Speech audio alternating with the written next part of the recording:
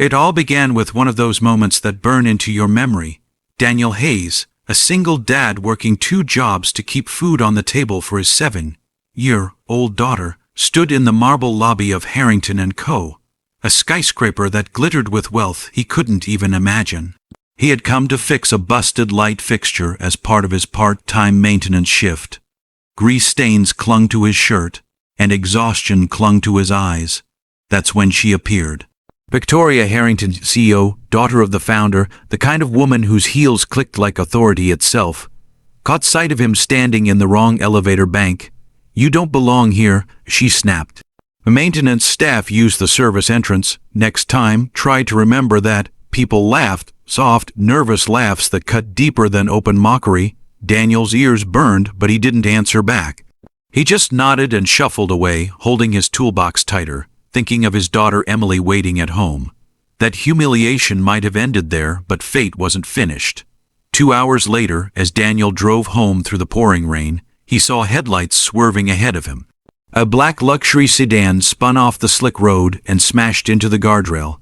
Steam hissed, airbags deployed. Without a thought, Daniel pulled over. Rushing through the storm, he wrenched the car door open. And there she was, Victoria Harrington, the very woman who had cut him down earlier that day. Her ankle was pinned, and blood trickled down her forehead. She looked at him with shock and maybe shame. "You," she whispered, half dazed. Daniel didn't answer. He just worked, prying metal back with brute force, pulling her free from the wreckage. He carried her to his truck, his arms steady though his heart was racing. At the hospital, after hours of paperwork and waiting, Daniel was finally about to leave when he heard her voice again, softer this time. "Why did you stop?" she asked, propped up on a hospital bed. "After what I said to you," Daniel shrugged. "Because you needed help, that's all." For the first time, Victoria looked at him not as a nobody, but as a man tired, worn, but fiercely human. 2 weeks later, on a freezing evening, Daniel heard a knock at his small apartment door. Emily was coloring on the floor when he opened it.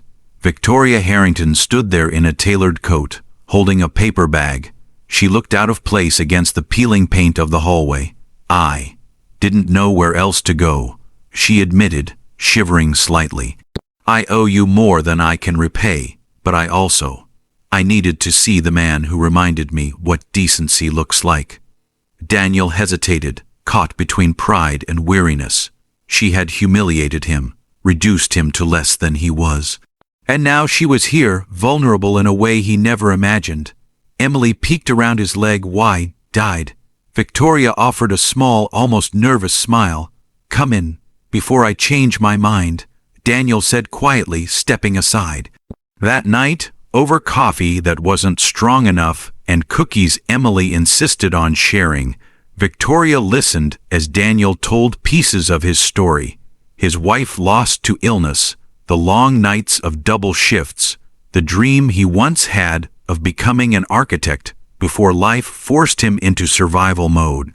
For the first time in years, Victoria admitted her own truth too, that she had built walls so high she'd forgotten what it meant to be kind, that her power, her wealth, had come at the cost of her humanity.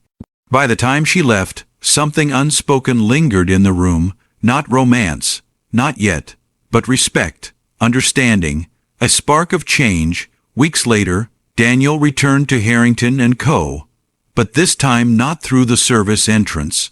Victoria had insisted he come to her office.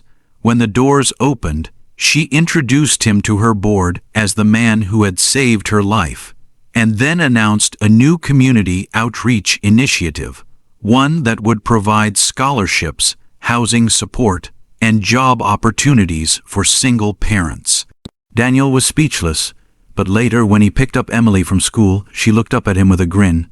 "Daddy, you're kind of a hero, huh?" He laughed, ruffling her hair. "No, baby. I just did what anyone should." That single act of compassion had changed everything. For Victoria, for Daniel, and for Emily. It reminded them all, and maybe even the rest of the world, that sometimes the greatest strength isn't power or wealth.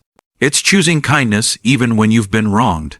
And it all began the moment Daniel said, "Come in, before I change my mind." Positive message. Compassion has the power to transform not only the one who receives it, but also the one who gives it. and even the one who witnesses it.